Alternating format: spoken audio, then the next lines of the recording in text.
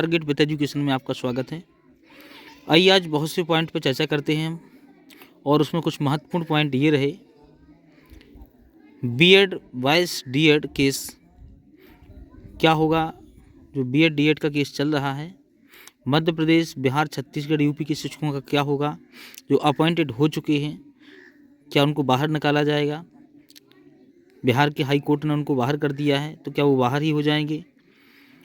बिहार सरकार supreme court जाएगी, वहाँ पे क्या होगा?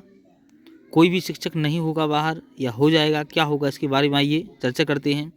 मध्य प्रदेश हाई कोर्ट में 29 जनवरी को सुनवाई होगी, फाइनल हियरिंग हो गई। आइए उसके बारे में चर्चा करते हैं, सारे बिंदुओं पर चर्चा करते हैं। सबसे पहले आप लोगों से मेरी रिक्वेस्ट है, डीएड या बीएड किसी को भी ठेस पहुंचाना मेरा उद्देश्य नहीं है। बस मैं कुछ नैतिक जो नियम होते हैं उनके तहत कुछ डिस्कस करूंगा। आइए सबसे पहला पॉइंट जिस पर चर्चा करें हम, कि जैसा कि अभी आपको पता है, बिहार से स्टार्ट करते हैं क्योंकि बिहार ही सबसे आगे चल रहा है। तो बिहार में माननीय हाई कोर्ट ने टीचर्स को बाहर कर दिया था, और वो टीचर अभी जॉब कर रहे हैं। फिलहाल में कुछ अपील का टाइम दिया जाता है, उस अपील के तहत, उस टाइम के तहत वो जॉब कर रहे हैं, और उनकी तरफ से सरकार सुप्रीम कोर्ट जा रही है, और सुप्रीम कोर्ट में जा कर के मांग करेगी सरकार, और अपना जो है पक्ष रखेगी। और पक्ष क्या रहेगा उनका? यही पक्ष है। एक्चुअली प्रश्न ये उठता है कि जब बिहार हाई कोर्ट ने, पटना हाई कोर्ट ने जब उनको बाहर कर दिया है, तो सुप्रीम कोर्ट कैसे अंदर कर सकता है? देखिए, बिहार हाई कोर्ट में जो केस चल रहा था, माननीय पटना हाई कोर्ट जो है, उन्होंने सीधा कहा कि हम माननीय सुप्रीम कोर्ट के नियमों के अधीन हैं, उनके नियमों से बंधे हुए हैं, तो निश्चित रूप से हम उन्हीं के नियमों का उल्लंघन नहीं कर सकते हैं। तो इसका मतलब यही हुआ कि राहत देगा तो माननीय सुप्रीम कोर्ट ही देगा, और किसी प्रकार से यदि उसमें पॉजिटिव जो भी विचार किया जाएगा वो सुप्रीम कोर्ट में ही किया जाएगा। पटना हाई कोर्ट इसमें कोई जवाब नहीं दे सकता था। दूसरी बात, अब सरकार जब सुप्रीम कोर्ट में इन शिक्षकों का पक्ष रखेगी और बोलेगी, वहाँ पर सारी बातें रखी जाएंगी कि इनको 2 साल हो गए हैं जॉब करते हुए, और 2 साल में बाकी सब लोग जानते ही हैं कि सभी के घर बस जाते हैं, सब लोग उसी अनुकूल में, उसी के अनुसार अपना जीवन विचरण करने लगते हैं, उसी के अनुसार कोई लोन लेता है, कोई कुछ कर लेता है।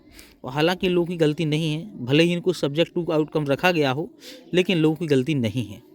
दूसरे पक्ष में बात करें हम डीएड वालों की, तो डीएड वालों की भी गलती नहीं है, डीएड वालों ने ही केस किया है। यही पिटिशनर थे, इन्होंने कहा था कि इनकी स्थान पर हम लोगों को नौकरी मिल रही थी, जो कि इन लोगों ने प्राप्त कर ली है। देखिए, इनका एक मैटर अलग हो जाता है, इन्हें भी सरकार को वैकेंसी निकाल करके इनको भी नौकरी देना चाहिए, और वहाँ पर भी बीएड वालों की गलती नहीं है। तो इस प्रकार से जो बिहार का केस सुप्रीम कोर्ट पहुँचेगा, तो माननीय सुप्रीम कोर्ट वही दे सकता है इनके लिए इस पक्ष में निर्णय, और वही इनको रियायत दे सकता है। ऐसा नहीं है, सुप्रीम कोर्ट जो होता है वो सुप्रीम होता है, और वो बहुत सारे चीज़ों पर विचार करेगा।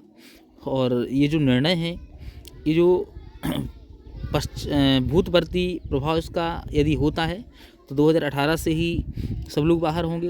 यदि पश्चातवर्ती इसका प्रभाव होता है तो 11/8/2023 के बाद ये लागू होगा। तो इसका मतलब ये है कि बहुत कम ऐसे केस होते हैं, बहुत ही कम, जो कि माननीय सुप्रीम कोर्ट भूतवर्ती प्रभाव उनका लागू करता है। ऐसा नहीं होता है, भूतवर्ती प्रभाव उस पर नहीं होता है, बहुत ही कम केस होते हैं ऐसे। और माननीय सुप्रीम कोर्ट सब कुछ जानता हुआ है कि ऐसा नहीं हो सकता है, किसी के जीवन जीने का अधिकार है। जैसा कि कई केसों में ऐसा देखा गया है, जैसे 1955 में एक कानून आया था, विवाह मैरिज एक्ट आया था, और उसके तहत जो बहुविवाह जो प्रचलन में था, वो बहुविवाह प्रचलन इसके बाद लागू हो गया था कि इसके बाद कोई भी बहुविवाह नहीं कर सकता है, बहुपत्नी नहीं रख सकता है। तो क्या फिर इसका मतलब 1955 वाली जितनी पत्नियां थी, उनके बच्चे थे, तो क्या होता उनका फिर? तो इसका मतलब है कि ऐसा नहीं होता है। हाँ, कुछ केस होते हैं जिसमें माननीय सुप्रीम कोर्ट ऐसा निर्णय दे भी सकता है, तो उसके बारे में जो कुछ होगा वो माननीय सुप्रीम कोर्ट अपने हिसाब से पॉजिटिव भी करेगा, सुप्रीम है। ऐसा नहीं है, बहुत विचार किया जाएगा उस पर और सबके बारे में हितों में सोचा जाएगा, क्योंकि इसके बाद पे ये कोई काम के नहीं बचेंगे, बहुत यानी कि एक बर्बादी का कारण बन जाएगा ये। इस प्रकार से माननीय सुप्रीम कोर्ट उस पर विचार ज़रूर करेगा। दूसरी बात, मध्य प्रदेश का में भी यही, यूपी में भी यही और छत्तीसगढ़ में भी चल रहा है यही। तो अभी फ़िलहाल में एमपी का जो केस है वो डिपेंडेंट था कि जो बिहार का वो वेस्ट बंगाल का जो क्लियरिफिकेशन याचिका लगी हुई है उसके साथ लिंकेज था। तो फिलहाल जब बहस की गई है तो उसमें ये बताया गया है, माननीय हाईकोर्ट ने ये कह दिया है कि भले ही 29 तारीख तक कोई भी निर्णय आता हो वेस्ट बंगाल की क्लियरिफिकेशन का, हम 29 जनवरी को ये फैसला मेरिट लॉ के आधार पर हम सुना ही देंगे। देखिए अब डिफरेंस ये उठता है, कुछ एमपी के जो बीएड वाले हैं वो नेगेटिविटी बना चुके हैं कि क्या होगा आगे, फिर इसका मतलब बिहार की तरह ही ऐसा यहाँ पे फैसला आएगा। तो ये भी कह सकते हैं कि आ भी सकता है और नहीं भी आ सकता है, दोनों पक्ष हैं, क्यों आ कैसे सकता है, नहीं आ सकता है। देखिए स्पष्ट कहा है जस्टिस साहब ने कि जो प्रत्येक जो हाई कोर्ट होता है वो इंडिपेंडेंट होता है, वो स्वतंत्र होता है, वो अपने हिसाब से ही फैसला सुना सकता है। ऐसा नहीं है कि एक दूसरे जो हाई कोर्ट होते हैं उनके ऊपर निर्भर हो, तो फैसला सुना सकता है अपने हिसाब से। दूसरा पक्ष ये भी है कि माननीय सुप्रीम कोर्ट से इस संबंध में कोई क्लियरिफिकेशन नहीं है अभी कि किसको 11/8/2023 के पहले वालों को बाहर लेना है या नहीं लेना है, तो इसके पक्ष में भी कुछ हो सकता है।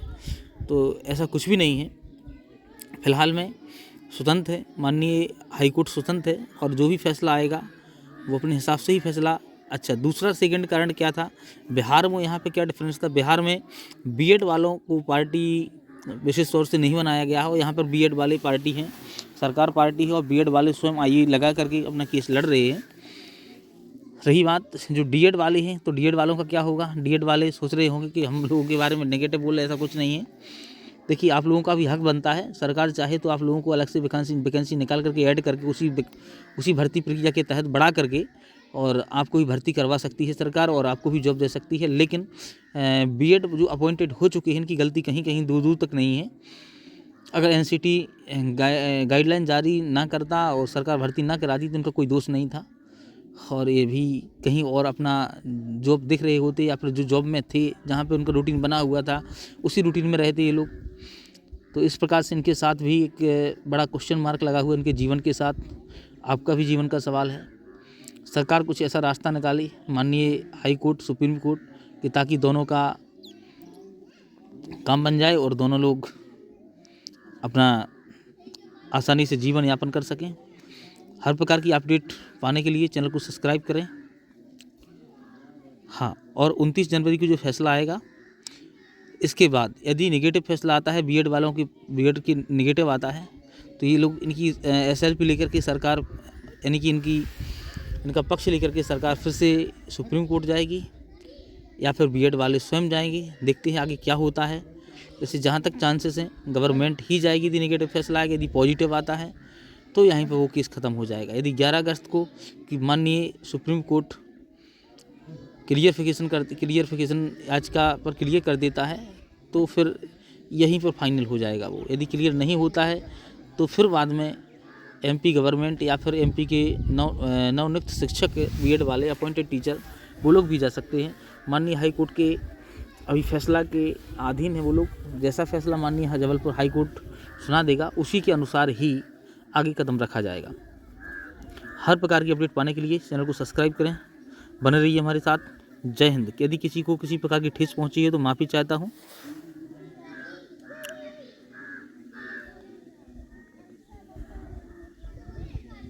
हाँ, देखिए सरकार चाहे भी तो और तरीके से भी जॉब सेव करवा सकती है। अगर सरकार चाहे तो इनको वर्ग यानी कि जो माध्यमिक शिक्षक होते हैं उसमें भी इनको पदस्थ कर सकती है सरकार। कुछ टेस्ट लेकर के उनको वहाँ भी कर सकती है, इनको पदस्थ कर सकती है। कहीं और भी प्रयोगशाला शिक्षक में पदस्थ कर सकती है। तो सरकार गवर्नमेंट चाहे तो सब कुछ हो सकता है और कुछ ना कुछ इसमें होगा। ऐसा नहीं हो सकता है कि किसी को सीधा सा जॉब से निकाल करके सीधा बेरोजगार कर दिया जाए, ऐसा नहीं होगा। कुछ ना कुछ उसका हल निकलेगा, सॉल्यूशन निकलेगा। डीएड वालों के लिए भी कोई ना कोई सॉल्यूशन निकलेगा। यही बिहार सरकार है। बिहार सरकार भी सुप्रीम कोर्ट गई है, वहाँ से राहत मिल ही जाएगी, 99% राहत मिलेगी। यदि किसी प्रकार से नेगेटिविटी आती है तो बिहार सरकार उसके संबंध में कोई कदम उठाएगी, या तो उनको डीएड करवाएगी या फिर माध्यमिक शिक्षक में उनको कन्वर्ट करेगी। यही सबका होगा। तो जो एक स्टेट का होगा वही सबका होगा। चिंता ना करें, आपस में लड़ें ना, और सही दिशा में कार्य करें, पॉजिटिव रहें। चैनल को सब्सक्राइब करें। जय हिंद।